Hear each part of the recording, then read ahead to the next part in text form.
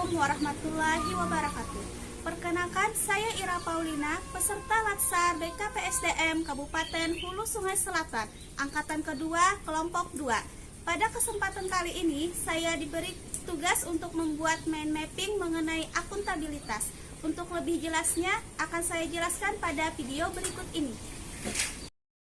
Akuntabilitas dimulai dari konsep akuntabilitas, kemudian mekanisme akuntabilitas, akuntabilitas dalam konteks, dan bagaimana menjadi PNS yang akuntabel. Akuntabilitas merujuk pada kewajiban setiap individu, kelompok, atau institusi untuk memenuhi tanggung jawab yang menjadi amanahnya. Untuk konsep akuntabilitas terdiri dari aspek-aspek dan tingkatan dan akuntabilitas publik.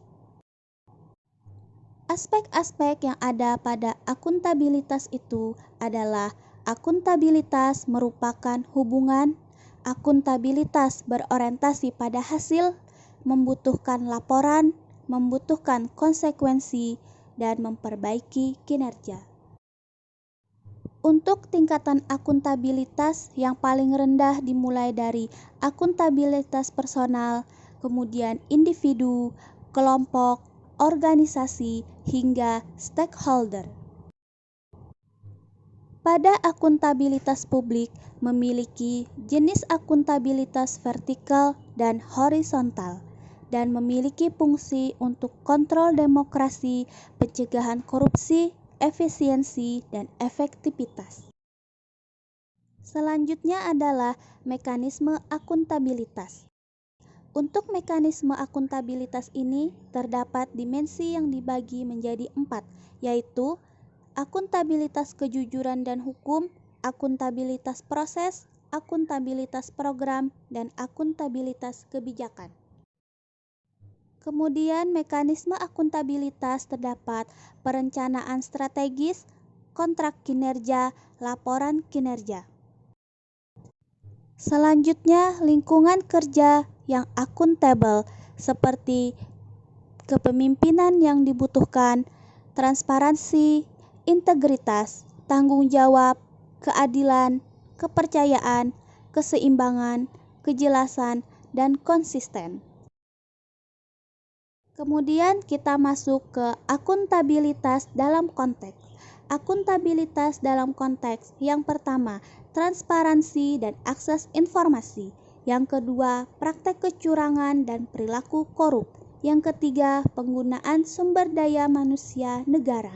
Yang keempat, penyimpanan dan penggunaan data dan informasi pemerintah. Bagaimana menjadi PNS yang akuntabel? Menjadi PNS yang akuntabel dengan menerapkan asas penyelenggaraan kebijakan dan perilaku PNS yang akuntabel. Asas penyelenggaraan kebijakan terdiri dari profesionalitas, proporsionalitas, keterpaduan, delegasi, netralitas, akuntabilitas, efektivitas dan efisien, keterbukaan, persatuan dan kesatuan, keadilan dan kesetaraan, serta kesejahteraan. Sedangkan perilaku PNS yang akuntabel adalah perilaku transparansi dan akses informasi. Yang kedua, menghindari perilaku curang dan koruptif. Yang ketiga, perilaku terhadap penggunaan sumber daya manusia milik negara. Yang keempat, perilaku berkaitan dengan penggunaan data dan informasi pemerintah. Yang kelima, perilaku berkaitan dengan konflik kepentingan. Demikian penjelasan dari saya. Mohon maaf bila ada kesalahan kata. Semoga dapat bermanfaat.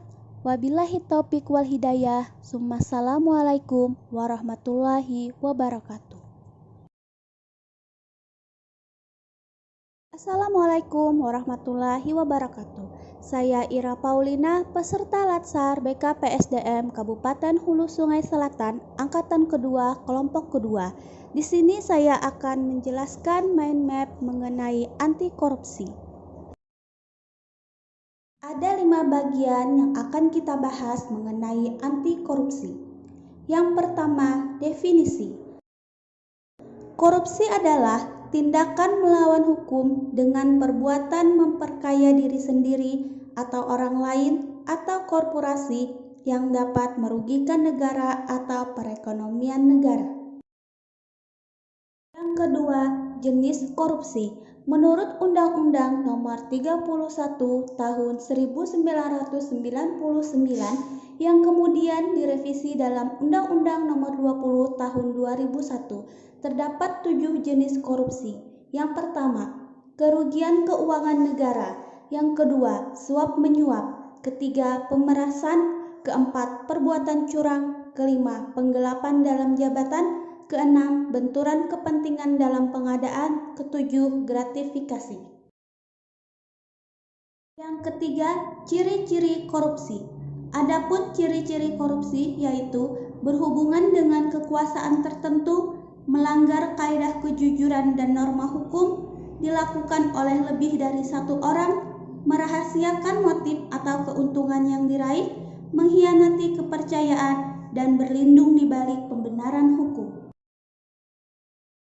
Yang keempat, penyebab korupsi, yaitu penegakan hukum tidak konsisten, langkanya lingkungan anti korup, rendahnya pendapatan penyelenggara negara, kemiskinan atau keserakahan, penyalahgunaan kekuasaan wewenang, keuntungan korupsi lebih besar dari kerugian yang ditangkap, pemberian imbalan jasa, gagalnya pendidikan agama dan etika.